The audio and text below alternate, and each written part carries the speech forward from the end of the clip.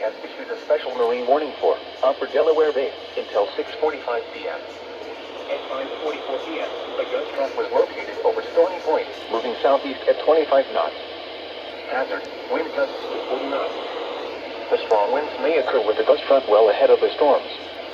Source: radar. Impact: small craft could be damaged in briefly higher winds and suddenly higher waves.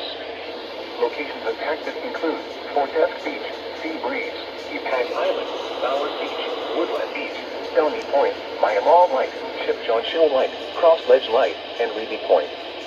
Move to safe harbor until hazardous weather passes.